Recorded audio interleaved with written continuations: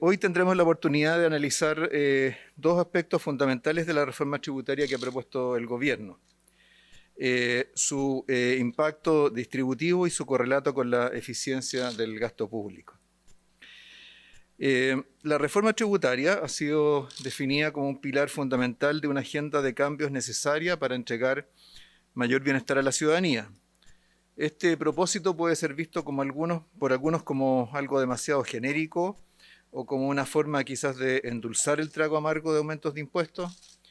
Para otros será una forma de distraer la atención del debate sobre los aspectos específicos del diseño tributario propuesto en la reforma. Pero estando en un seminario con un centro de políticas públicas y una escuela de gobierno, yo creo que puedo plantear con mucha convicción de que es todo lo contrario. Cuando perdemos de vista los objetivos de una política pública, es muy probable que fallemos en el diseño y también en la implementación. Tener claro los objetivos de una política pública es fundamental para la eficacia y la eficiencia de esta.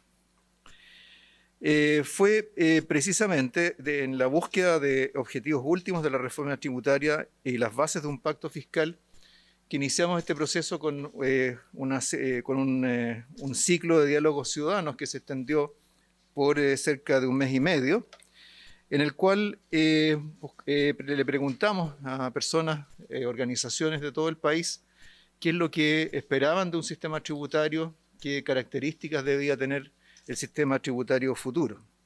Además, también, por supuesto, recogimos muchos planteamientos específicos sobre la reforma tributaria, pero partimos por esa pregunta de carácter más general. Y en estos diálogos recibimos tres mensajes bien claros. Primero, que la gente valora los impuestos si estos son capaces de ampliar la cantidad, calidad e inclusividad de los servicios que se prestan a la ciudadanía. En Chile, el sistema tributario mantiene un grado importante de legitimidad, mucho mayor que en otros países emergentes. Pero, por supuesto, esto está ligado a cómo se usan los recursos y en qué se usan los recursos. Segundo, que se espera que el sistema tributario sea justo, en el sentido de que paguen más los que más tienen, y que estos últimos, o sea, los que más tienen, no usen subterfugios para eludir sus obligaciones tributarias. La evasión y la elusión son vistos como factores de injusticia por parte de la gran mayoría de la población. Tercero, que el hecho de recaudar impuestos impone al Estado una obligación de usar los recursos con transparencia, eficiencia y responsabilidad. O sea, a través del sistema tributario hay una relación de reciprocidad entre la ciudadanía y quienes pagan los impuestos y el Estado. Y el Estado es muy importante que haga también su parte. De estos tres temas se va a discutir en este seminario. Pero quizás podemos motivar esta discusión argumentando de que si hacemos bien esta reforma tributaria, considerando el diseño impositivo, el destino de los recursos y la responsabilidad en el manejo de los mismos, Chile puede cruzar un umbral que ha sido difícil de alcanzar para muchos países emergentes. Esto es el transformar un círculo vicioso fiscal en un círculo virtuoso fiscal. ¿Qué es lo que quiero decir con esto?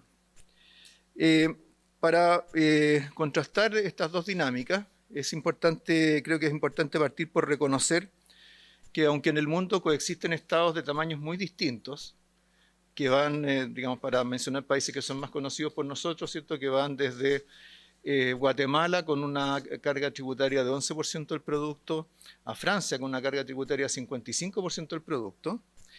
Pese a ver esas diferencias de escala en los recursos con que cuentan los estados, no necesariamente las obligaciones, responsabilidades y demandas sobre el Estado se producen en la misma escala. Es decir, todos los estados en el mundo, de una manera u otra, buscan velar por los servicios básicos de educación, salud, seguridad pública o infraestructura, y también a todos los estados del mundo se les han ido agregando responsabilidades, tareas ligadas al cuidado del medio ambiente, la equidad de género, el acceso digital, por nombrar solo algunos. El hecho de que haya un Estado más pequeño, con menos recursos, no quiere decir que los ciudadanos van a renunciar a demandar que haga ciertas cosas. ¿Y cómo se reconcilia esto? Bueno, la forma de reconciliar recursos y demandas es muy diferente. Los estados con recursos muy limitados solo pueden responder a necesidades emergentes, reasignando continuamente sus recursos entre programas de limitado alcance y altos grados de discrecionalidad. La alta dispersión de los recursos, la falta de persistencia y esa discrecionalidad debilitan la eficacia de las iniciativas gubernamentales, facilitan la corrupción, desprestigian la función pública, desmotivan a los propios funcionarios, que son a su vez mal pagados, lo cual a su vez debilita la legitimidad del sistema tributario, finalmente impidiendo que este sistema tributario pueda evolucionar. En este tipo de Estado, la economía política de la fiscalía es muy compleja, porque los sectores medios y altos obtienen escasos beneficios de la acción pública, aumentando su resistencia ante reformas que eleven la equidad vertical del sistema.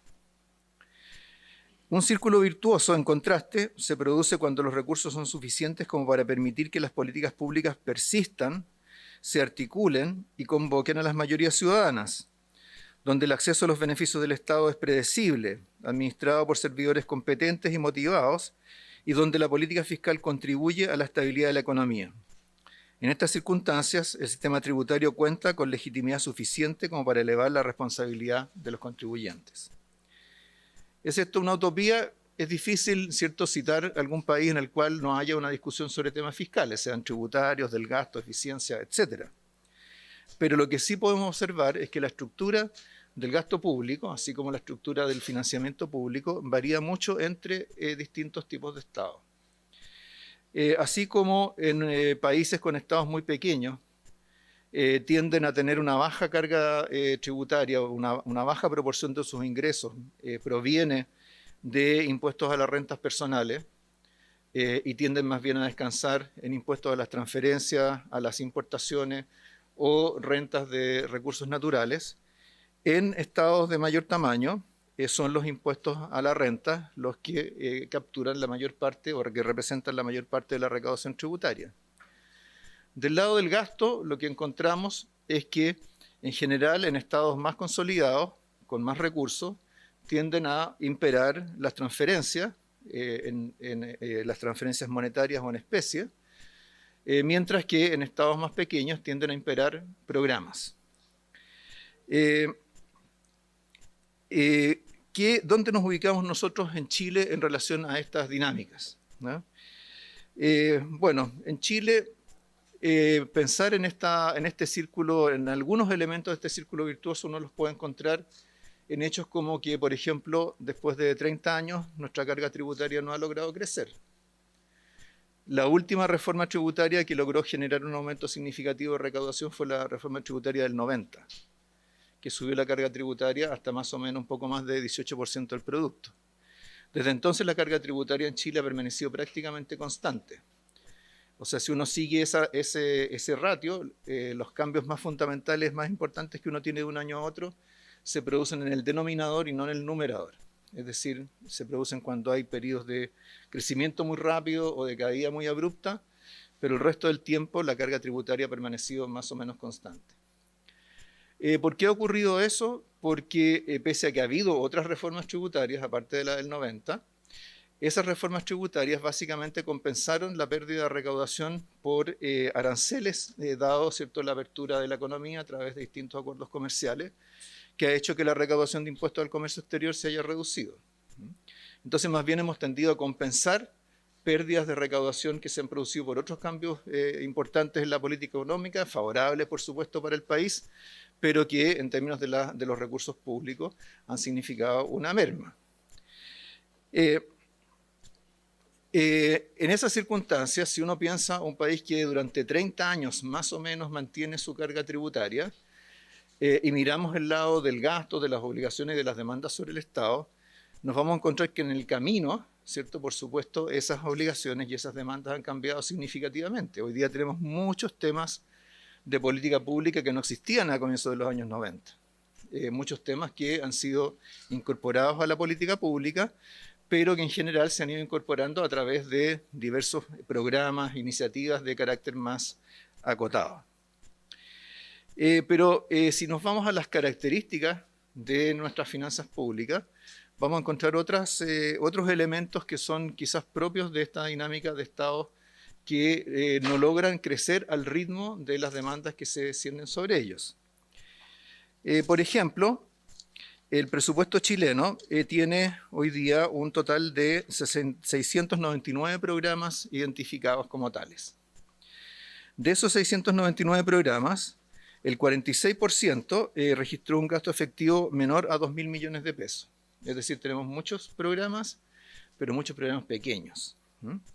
Estos programas pequeños, pese a que muchas veces tienen que ver con temas más o menos similares, están distribuidos entre distintas instituciones.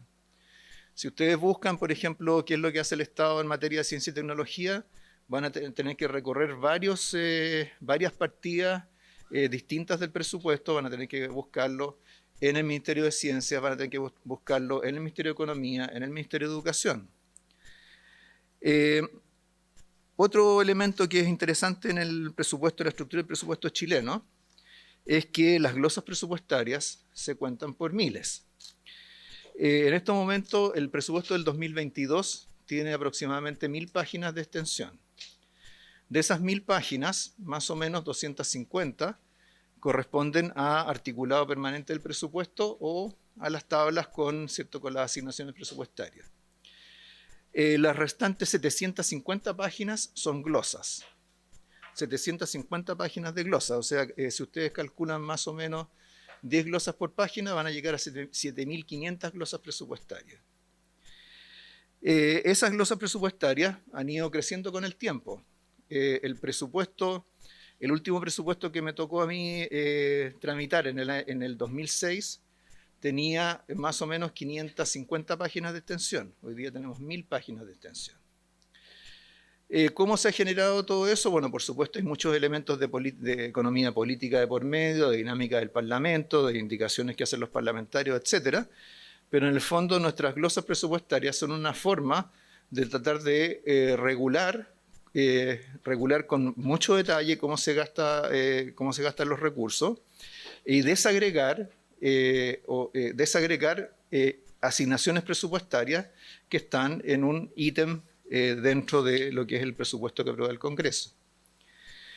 ¿Qué hacer con esto? Pensemos, por ejemplo, el caso de los presupuestos regionales.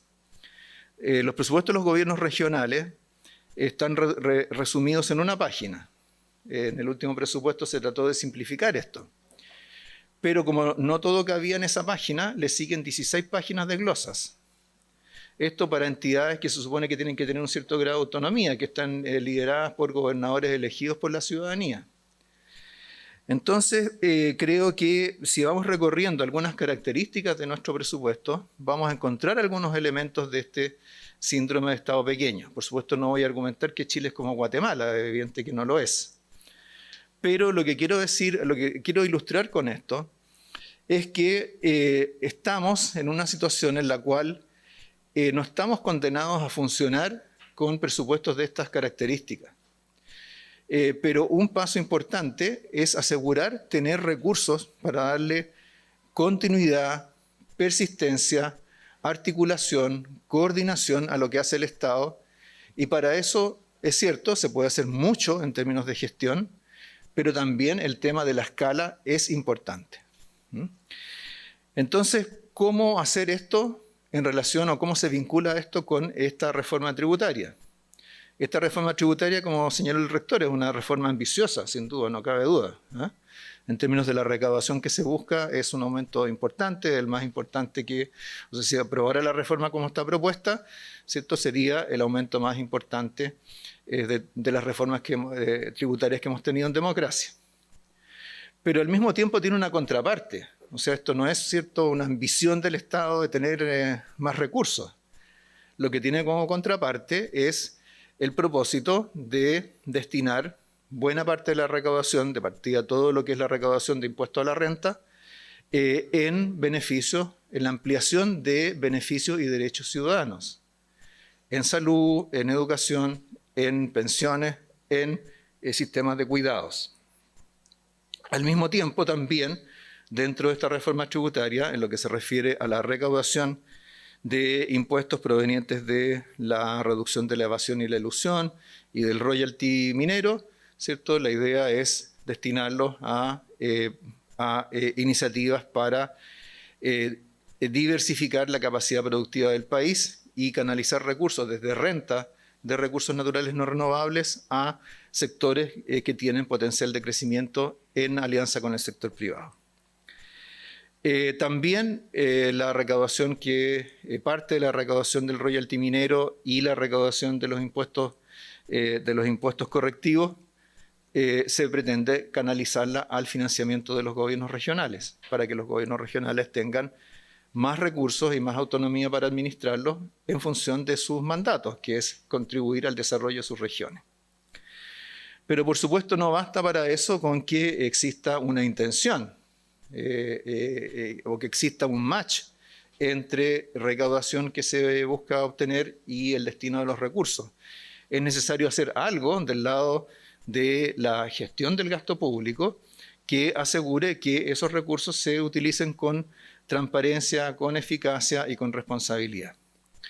La directora de presupuesto nos va a compartir parte de lo que se está trabajando en ese sentido, pero lo que quisiera decir en este punto es que las iniciativas que hemos estado trabajando en términos de mejor articulación del presupuesto, mejor estructuración de la oferta programática dentro del presupuesto, mayor estabilidad de las finanzas públicas en el largo plazo, mayor capacidad para enfrentar contingencias de parte de las finanzas públicas, todo eso va justamente en la dirección de darle mayor transparencia, mayor eficacia, mayor responsabilidad y mayor estabilidad a las finanzas públicas, y eso para nosotros es parte de esta reforma tributaria.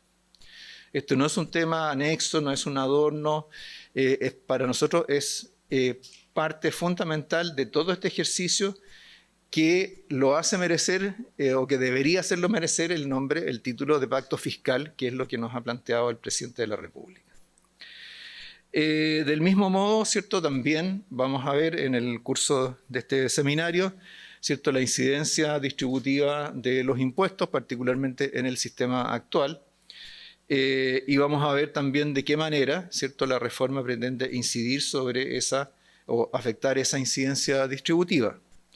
Ese es un tema también fundamental, no solamente porque hemos tratado de agregarle mayor capacidad distributiva al sistema tributario a través del tiempo, sino que porque también es parte de lo que la ciudadanía nos está pidiendo. O sea, de todos los principios, de todos los temas que surgieron en los diálogos ciudadanos, este fue el número 1. Por supuesto, eso no está necesariamente articulado como en función de la escala de tasas marginales del valor complementario, pero sí tenemos que tener la seguridad de que estamos avanzando en esa dirección. Así que digamos, con este marco y pensando en ese desafío, pensando en la oportunidad de cruzar un umbral importante, de transformar un círculo vicioso, no tan grave, ¿cierto?, como el que pueden tener otros países en nuestra región, pero donde sí hay elementos que podemos distinguir como bastante característicos de este tipo de dinámica.